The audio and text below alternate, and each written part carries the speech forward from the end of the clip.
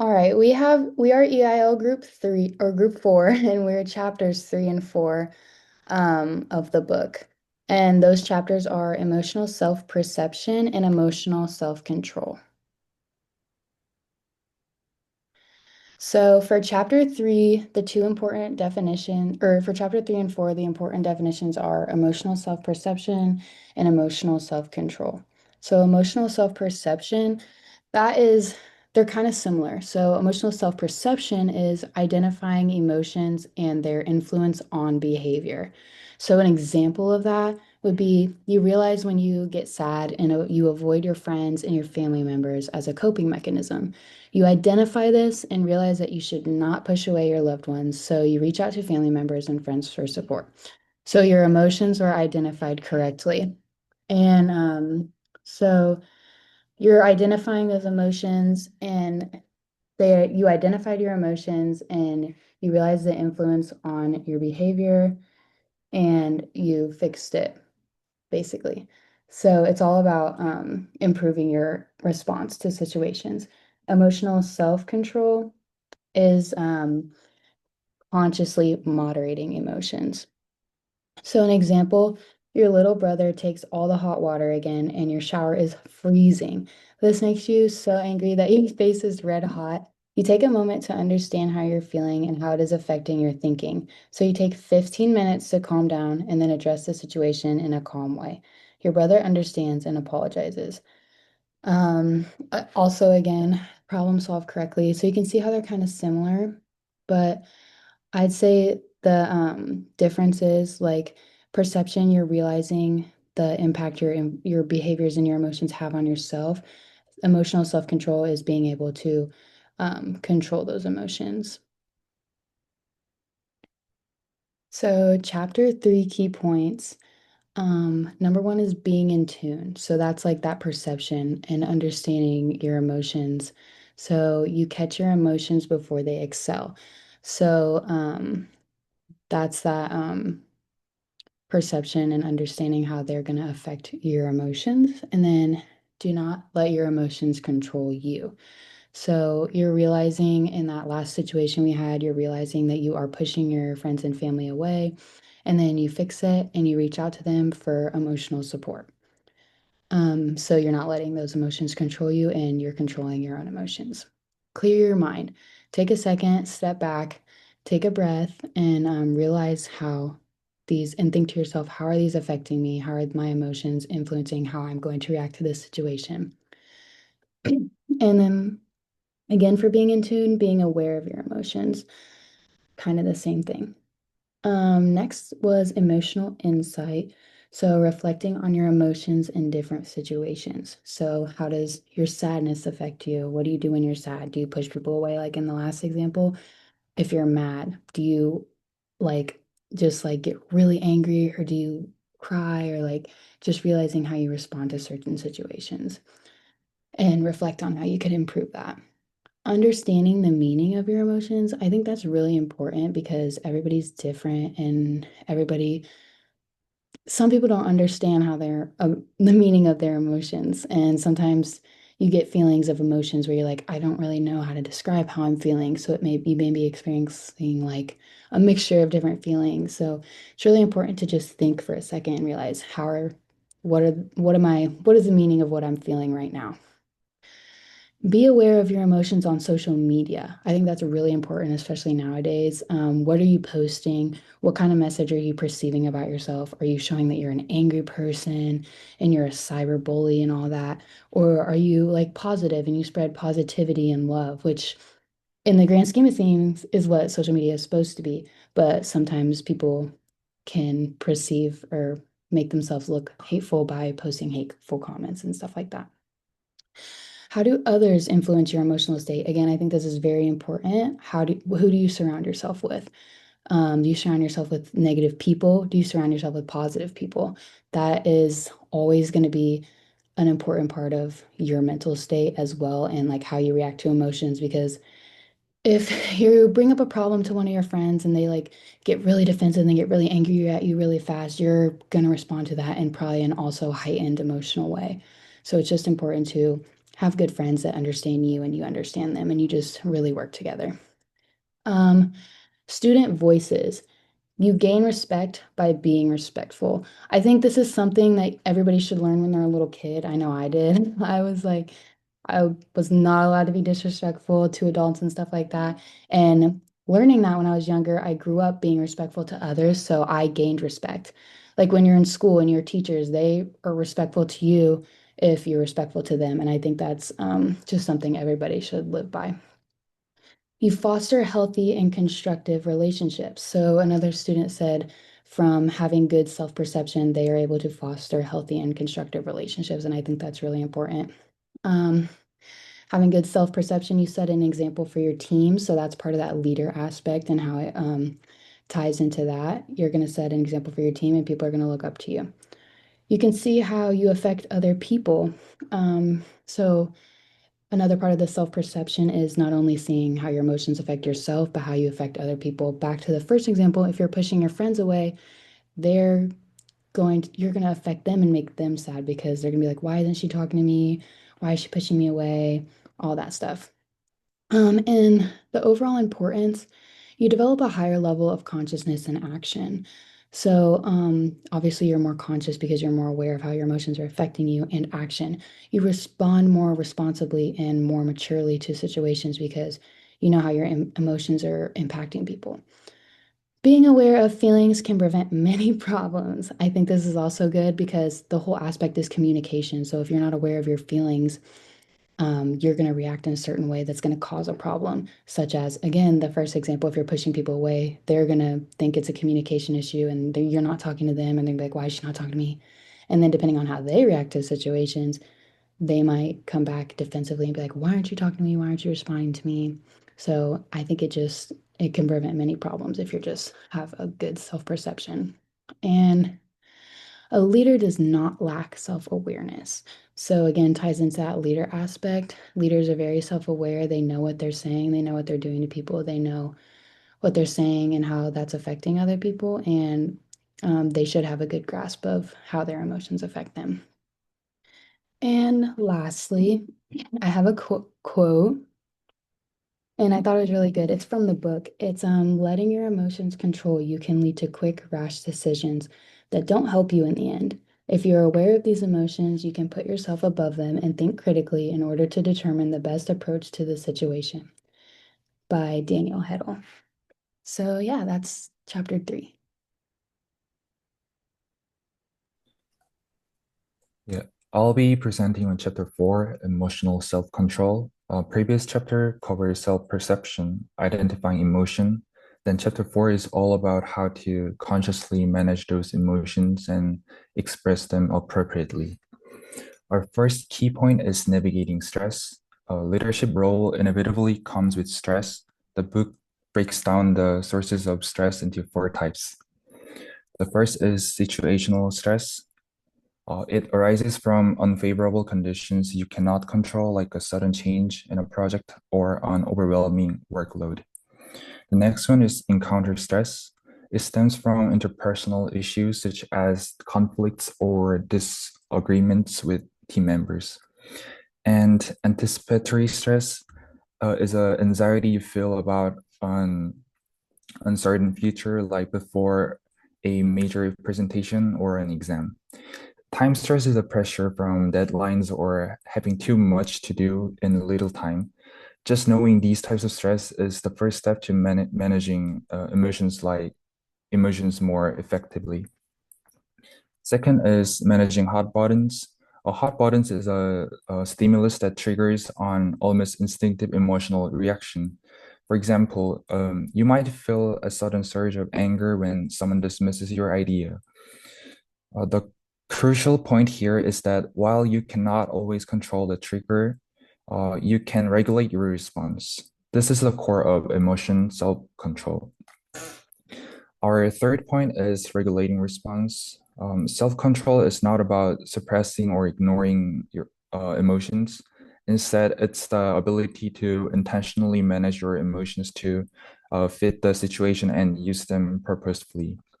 This applies not only to negate emotions like anger, but also to positive ones like knowing when enthusiasm might be too much. Finally, I want to emphasize the importance for this chapter through student voices. One student said, if you are emotionally unstable, you could snap and ruin a relationship. Just as this quote suggests, a leader's ability to manage their emotions directly impacts the team's relationships and performances. Uh, so next slide, please. Yeah. So how do self-perception and self-control from chapter 3 and 4 connects to EIL? First, the relationship between self-perception and collaboration. So when a leader is unaware of their own frustration, it can lead to a leader takeover, like the example of Jose in the book, who started doing all the work himself. This discourages participation and hurts team morale. On the other hand, a leader who accurately perceives their own emotions can initiate open dialogue to address team issue constructively. Ultimately, this protects team morale and prevents member disengagement. Next, the relationship between self-control and collaboration. When a leader avoids impulsive reaction and manage their emotions, it creates psychologically safety, which encourages team members to share ideas freely. Conflict is inevitable in any team setting. A leader's self-control is critical for transforming these inevitable conflicts into productive resolutions. This in turn builds a foundation of trust and culture of mutual respect. The way a leader maintains compulsive under pressure positively influences the entire team and builds credibility.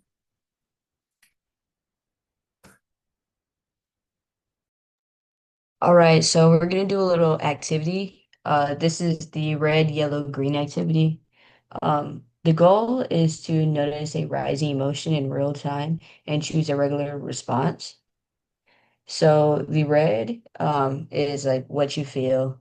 The yellow is what's triggering it and which hot button got pressed. And the green is your chosen response plan. And I'm gonna give a scenario for us to, I guess, go through. The scenario is, say you've been asking your roommate to clean the room and do her dishes for the last week. You come back after a long day of work and classes, and the room is still dirty and the dishes are still there.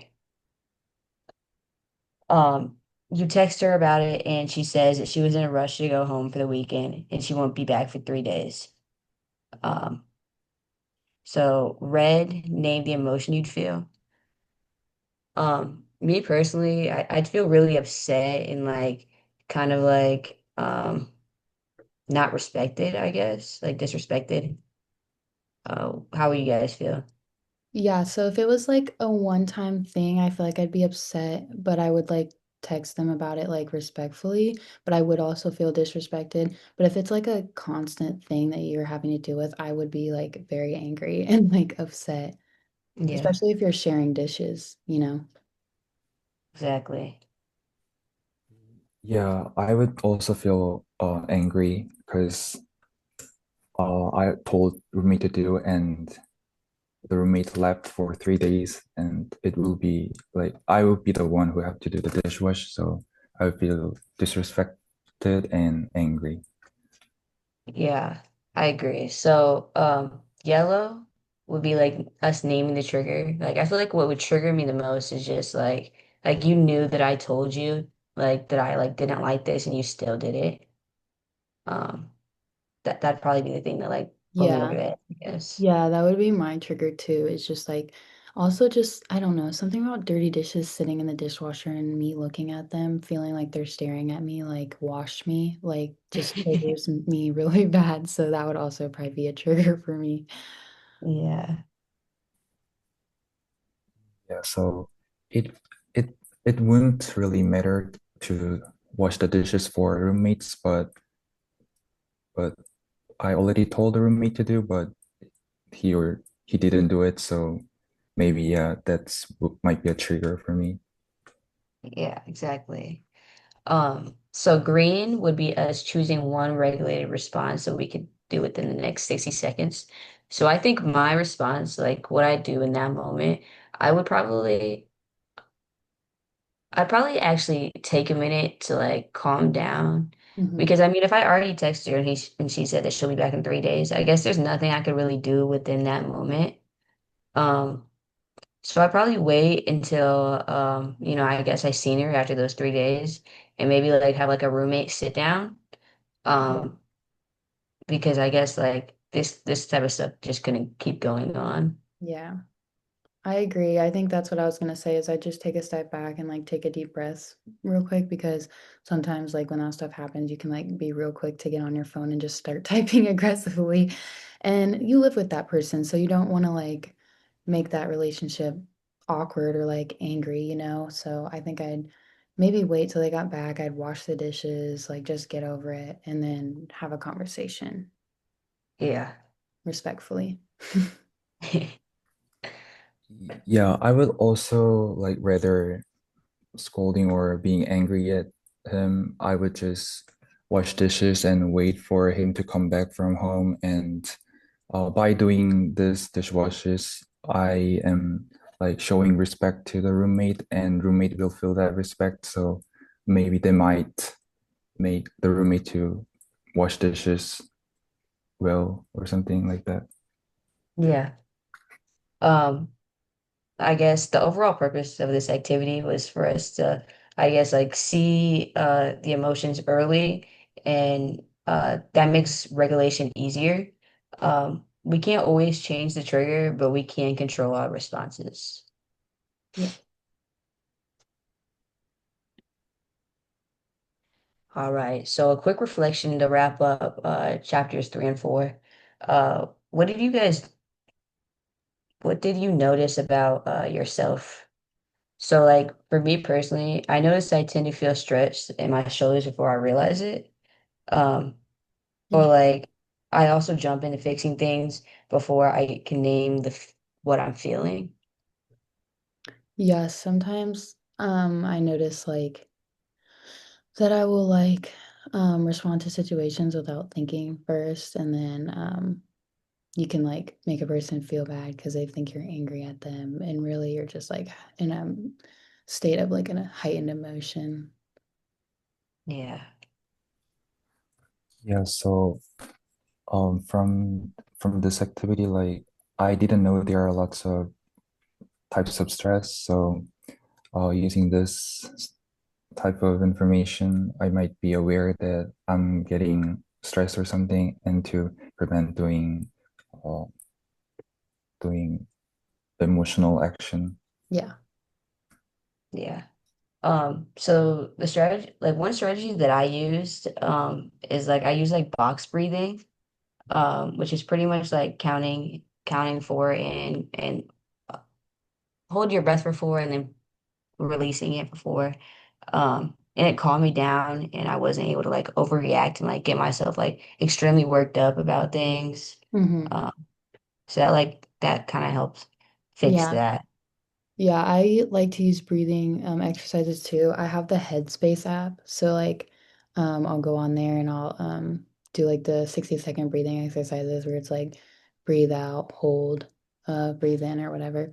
And then I also like to use like the little 2 to 3 minute meditation ones that they have as well. So I like to use meditation and breathing as well. For me, I kept thought about doing emotional behavior wouldn't affect positively to all of the people. So reminding that I have to take a deep breath and calm down before making action. So now we're gonna talk about like what will we keep using like going forward from these chapters. Um I think that like I guess slowing down and thinking about your responses and calming down would probably be like the thing that I took away, and what I'll probably like keep doing going forward. Yeah, I think the same thing. I think what I learned, especially from the self-perception chapter and how my emotions affect me, I really took a step back and like realized, Oh, that's how you literally react in every situation when you're sad. That's how you literally react in every situation when you're mad. So that is, I really just think about how I act. So think before I speak, I guess, is what I'm trying to say. That's what I've taken away from this. Yeah. Yeah, for me, um, yeah, I also think like, uh, mm, let me think.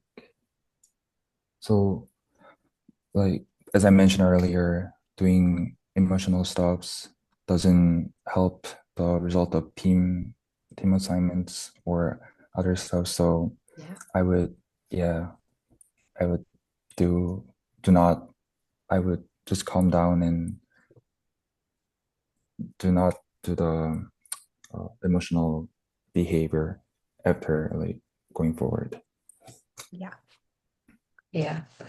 Well, Well, that wraps up our reflection, and thank you guys for watching our presentation. I hope you guys enjoyed it. thank you. Hope you learned something.